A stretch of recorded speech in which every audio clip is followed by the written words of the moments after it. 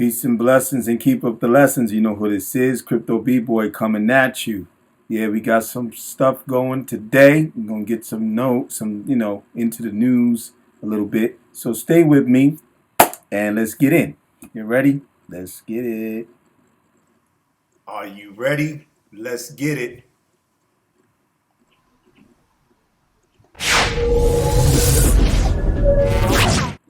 Alrighty then. Yeah, so here we go, man. We're going to jump right on in to news first. Going to my man uh, Jet Pratt, and he does market briefs. Is his newsletter that he sends out to people who have subscribed, of course. So I'm subscribed, and I'm going to get into a little things here in his newsletter, and he has minority briefs, or it's a show that comes on his YouTube channel. Okay, so anyway, what we're going to get into, we're going to go to a little bit what's going on and what's in the news pretty much mostly today. We're dealing with Russia. Look at that, as they say, the global scoop is Russia has inflation, of course, and it's 11.0%. Saudi Arabia, inflation 3.0%, and they're in the news big time. We're dealing with stuff like that. Like what is going on out there in those lands, especially Saudi Arabia. I would like to speak on this. Says here, this complements things to. In the case you missed it, of course, that was last week. Saudi Arabia and other OPEC plus oil producers announced surprise production cuts. Now, many economists are saying that the surprise oil cuts will make the Federal Reserve's job tougher. And this is true. There's a lot of things going on with the country as far as a financial crisis is concerned, and the feds are trying to do whatever they claim they're trying to do.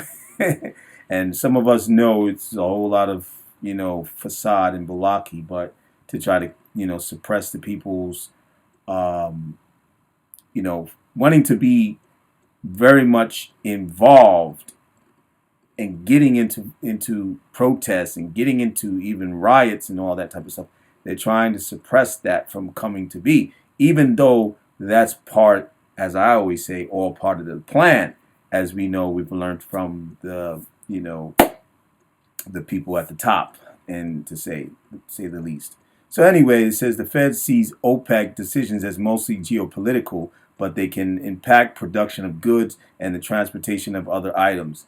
So those higher oil prices can bleed into core inflation, which the Fed does tend to focus on a little bit more in terms of setting policy, Wells Fargo said. In other words, the ups and downs of the oil prices make things harder for the Fed. Oil cuts from the world's biggest oil producers, Saudi Arabia, and Argentina, and then you have others. You had even Russia and so forth, Nigeria and Africa. Biggest oil producers could impact gas prices, consumer spending, and inflation. Some of that might feed into inflation and make our job a little bit more difficult. Excuse me. The president of the Federal Reserve Bank of St. Louis said this. Okay. So all about the dollar. And in the past 2 years, or 2 to 3 years, as it says here, several countries have developed plans to move away from the U.S. dollar. And we know about this, and we know about those countries. I don't even have to reiterate it and go over. Most of the people who have been following the news and seeing, and the names have been posted. Okay, so we'll go from that and know that that's what's going on. That's what's leading to a lot of the controversy and the issues here in America, and the FUD and people. And I had my video before this one that I spoke a little bit on it. And as this, should people worry?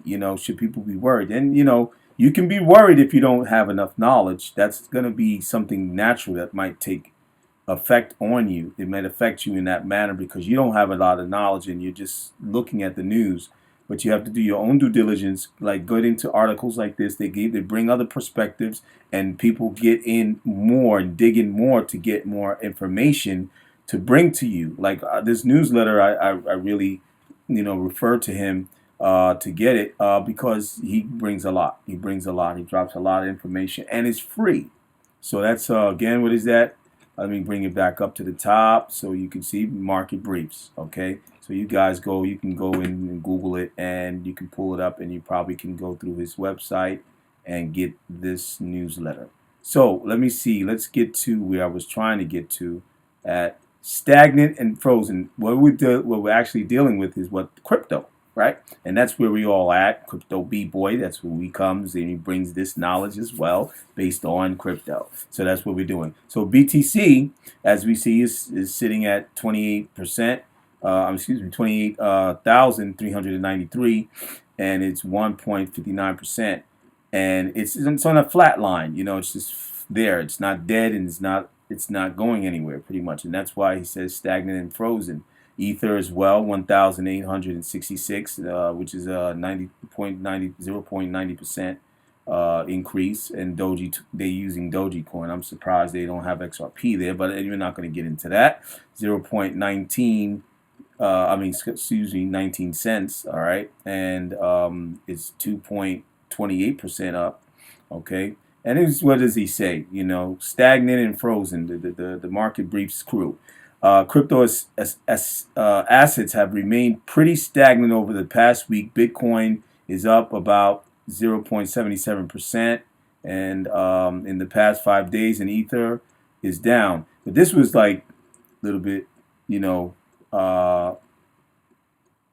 later. This was not just today. Okay, so the most polarizing crypto asset last week was Doji, right? It trolled up 20% in less than an hour on Thursday after Twitter changed the infamous Bluebird logo to a Shiba Nu.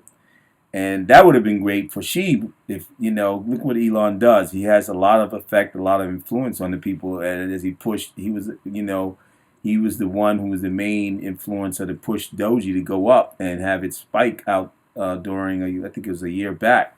But anyway, we know how it goes sometimes.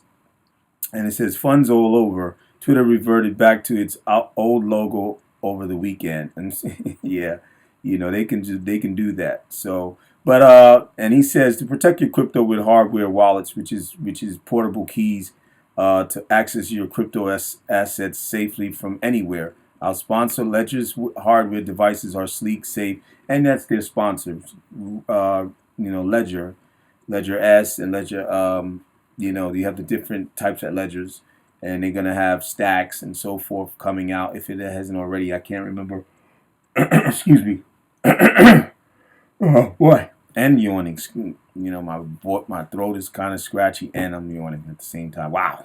Okay. So anyway, that's enough there for that mail, for that news. Excuse me, for my mail, and then we'll get into what's the next thing. Oh, for those of you who are Bitcoin heads, and want to know about as far as the white paper is concerned for Bitcoin, it says white paper Bitcoin is apparently hiding in Apple's modern Mac OS, right? It says Satoshi Nakamoto's original white paper laying out the thesis for the Bitcoin network is seemingly hiding within every modern version of the operating system for Apple's Mac computers. And I have one, so maybe I need to look for that. An April 5th blog post from technologist Andy, I think it's Bayo, something like that, revealed that a PDF of the Bitcoin white paper has apparently shipped with every copy of the Mac OS since Mojave in 2018. Bales told Cointelegraph he was trying to fix his printer and scan a document when Nakamoto's white paper first appeared. He created a prompt in terminal that enables others to easily access the white paper. And you can read more, and you go to Telegraph, Cointelegraph, a weekend review, and you can check the rest of that article out. Okay, so let's go from there, and we want to go to, what's the other one that I was trying to get to? Okay, let me see this one. Where is this? Blockworks. This is Blockworks, so they show a little bit of stuff here too. Percentage of crypto holders who say they own NFTs according to the survey conducted by CoinGecko and Blockchain Research Lab, 75%. Wow, that's something. There's a lot of people involved into the NFTs now, and the beauty about it is growing. Even with myself, with AI and integrating the type of process of creating artwork. If those of you in the NFT into that field of NFTs dealing with art, that you can integrate the AI to be able to help you to process even in a quicker and efficient on an efficient level scale, and produce, like, mass produce works of art. That's crazy. And I learned that from my brother because he's he used to be into computers, computer science, and he has been he was doing website development and a lot of this. So he's well rounded, well knowledgeable in computers, and has that IT knowledge pretty much. I don't think he went to school to get an IT certifications or what so forth. But anyway, he gave me some good knowledge on trying to use AI to create artworks in a faster, efficient manner. So I would say, as as a suggestion, you may want to look into that and do your own due diligence. I'm going to look into it. He's going to give me, what he's going to give me to basically go ahead and do my own thing. Like, I created my own NFTs as well, and my crypto b boy is one of them. The icon that you see there is mine. So anyway, and my works that I did by hand drawing on a digital monitor. Okay, with the drawing kit, of course. So anyway, basically, we'll go away from that, and we'll get into the other stuff that I have here for you guys. And, like, stay with me. I appreciate you guys being here with me, and don't forget to subscribe with your bro.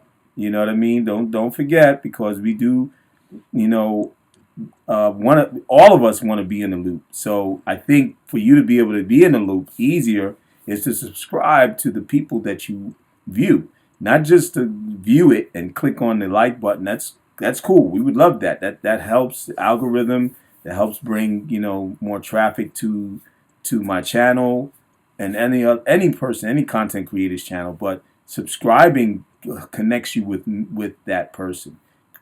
You're able to get notifications, and all of this is free. So just don't forget to subscribe. I appreciate you guys, those of you who have, and stay with your bro. All right. So anyway, let's get into the rest of what we're trying to do here for you guys. And we have, let me see, let's get this thing going. I have a PDF of what's been going on in India under the Union Finance Minister and SMT Nirmala I think it's Sisaraman, Sisaraman. If I'm pronouncing it correctly, I apologize to her and anybody else that might take it, as an insult or something. And I wasn't trying to. That's not, my intentions.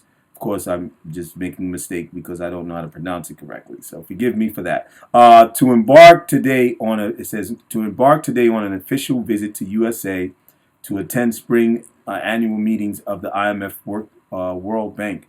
Oh, and shout outs to my man ISO Go, because he posted this. I think it was Twitter, if I'm correct.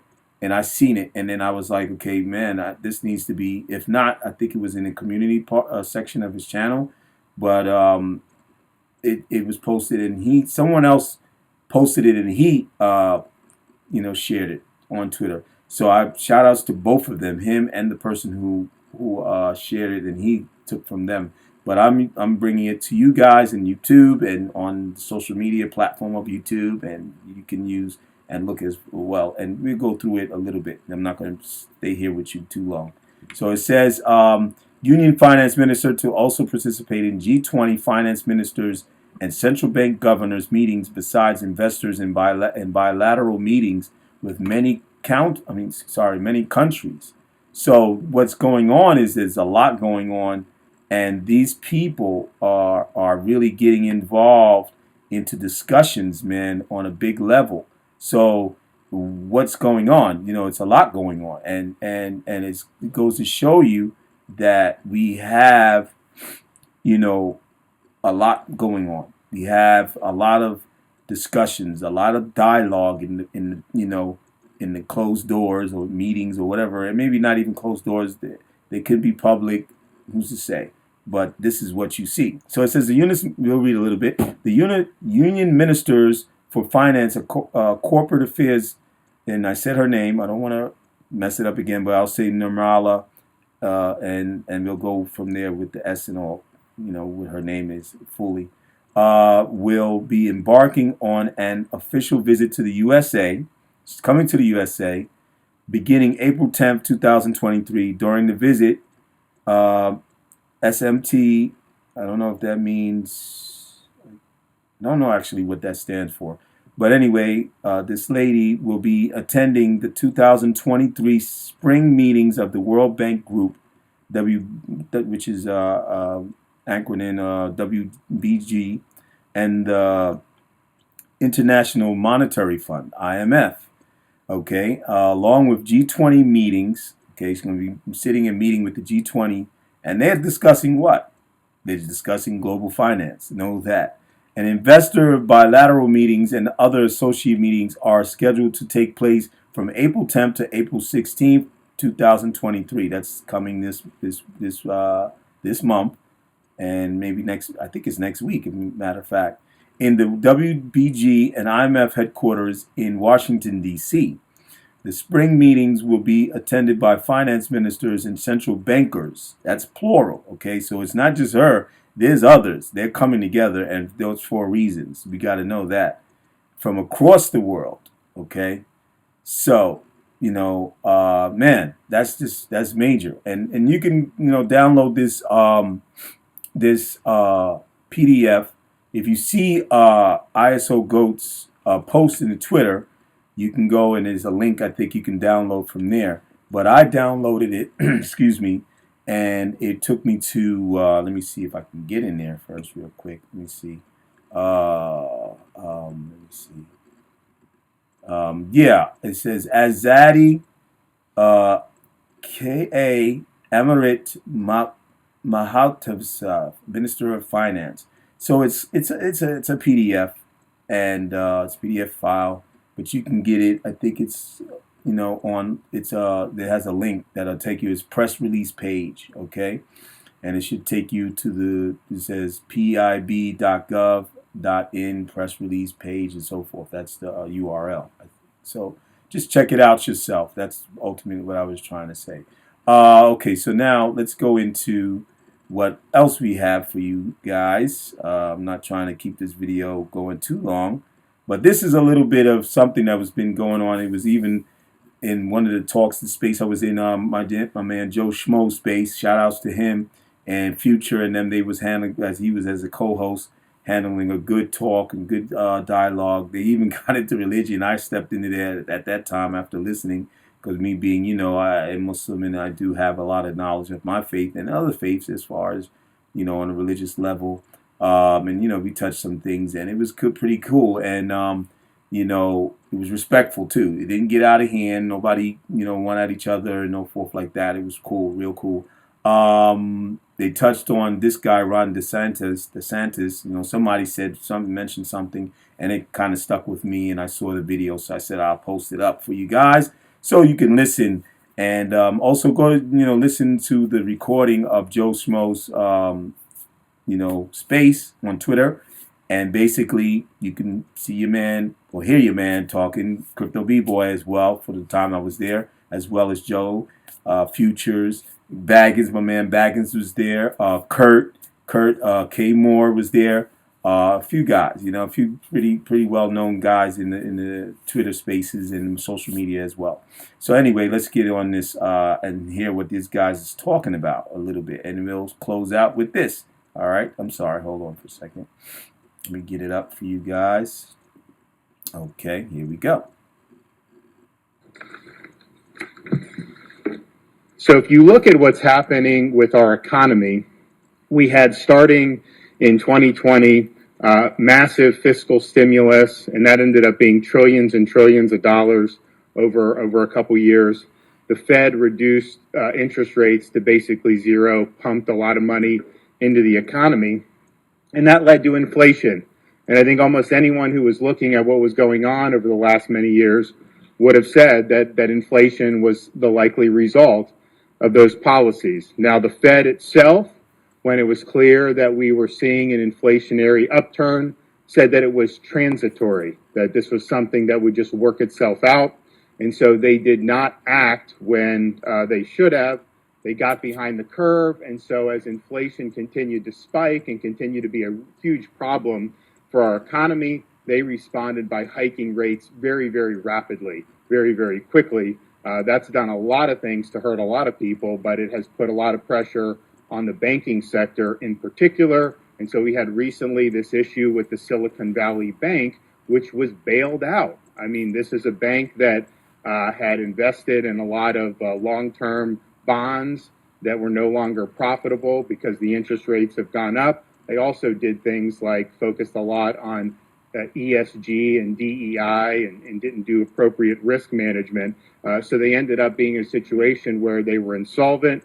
And so the Fed, because this is a bank that is very politically connected with people in Silicon Valley, the Fed and the Treasury Department bailed it out.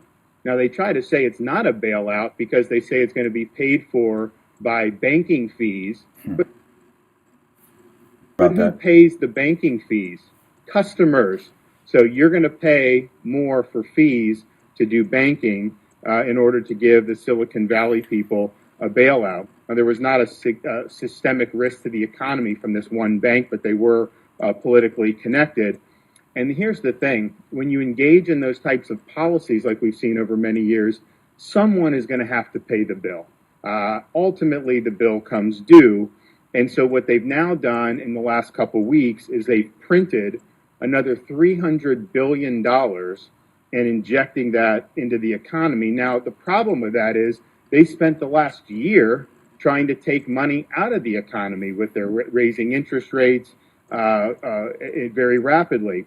And so just what they've done since you've seen the hiccups in the banking is they've wiped out half of the reduction in the money supply that they had worked for the last year to achieve, all to be able to benefit some of these politically connected banks.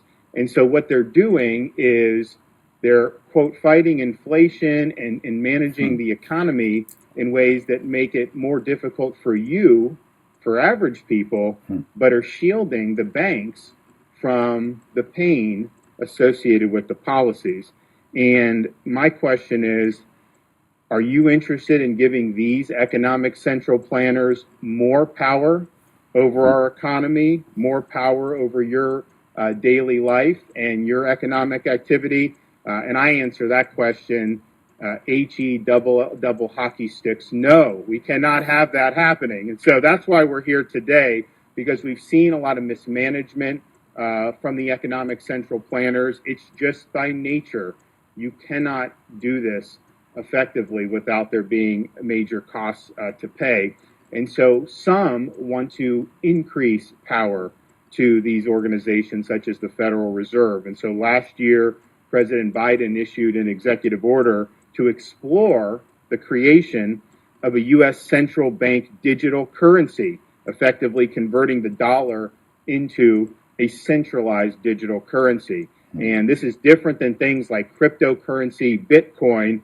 A centralized digital currency is directly controlled and issued by the government to consumers. And it provides the government with a direct view of all consumer activities. And so this is something that is being proposed as somehow being environmentally sustainable, a way to increase access to consumers who lack the means to join a traditional bank. But as we've come to learn, any way they can get into society to exercise their agenda, they will do it. So what the central bank digital currency is all about is surveilling Americans and controlling behavior of Americans. And how do we know? Because we've seen this happen in other parts of the world. Look at no. Okay, so I'm glad you guys heard all of that. And we're going to end on this. This is what's going on. Now you're seeing the people coming in public and speaking. So what do you think as far as like my last video that I did, and I'll post it in the ending of this video so that you can go in there and check that one out. And it's basically dealing with the same stuff, the CBDC and all what's going on, the de-dollarization from countries pulling away from the dollar and no longer using it. Even in Africa, I mean, plenty of countries are pulling away. And even with the French, they're pulling away from their monies, right? The Francos, you know what I mean? And everything is like going on real time. So why? And then we see them speaking. As we know, the main thing is the people know that once they first start bringing out these things into public, that means it's already been planned. Everything has already been done. Everything is in the process, and we're going to see what's going to come about as far as in the near future. So yeah, we definitely have to be on point. We have to educate ourselves. We got to be careful and know what's going on and have your plan or position yourself properly to know how to maneuver with the things that are going on, the powers that be putting all these things into position so that you can be controlled. As far as when it comes to distribution of wealth and money transaction, that's the main way. And we know that people in the world, throughout the world globally, live hardcore struggling lives due to the lack of fair distribution of wealth. Them having control of their wealth, being able to transact how and when they want to, and not having to worry about others controlling the flow of the wealth coming into their hands through a job. And even if they're a business, the business is not basing itself on debt. Everything is credit. No, it's basing itself on tangible money that or assets, or something that can be used to give them liquidity in their business, and to give them a position of stability as far as their wealth, that they don't have to worry about, okay, well, I have this money in the bank and it's credited to this, and it's sitting on this dollar, and this dollar doesn't have any stability as far as being tangible. You know what I'm saying? So we're going through this change and this reset for that reason, because now they're trying to bring us back to something more tangible to deal with, and gold is one of them, silver, and crypto now, because of the utility and the functions that are going to be used in the systems and infrastructural, monetary infrastructure, financially establishing the proper, efficient functions that had needed to be, because all this time and all these years that went by, the legacy, systems were old and shift. And as we know, we're seeing the shift going away from Swift. Swift was one that we knew of. Now we're going into DLT, So a lot of changes are going on, and we have to go with the flow. We have to be able to surf those waves, Congo Bango, dude. We got to watch out for what's coming, and know what's coming. Be aware, see, look, look, hear, listen, take heed. All right. So anyway, that's it. I appreciate you guys listening, and apologize, it was a little bit too long, but it's all good in the hood. You know what I mean? Until next time, stay with your bro. Peace and blessings. Keep up the lessons. This is Crypto B-Boy, and I'm out. Peace.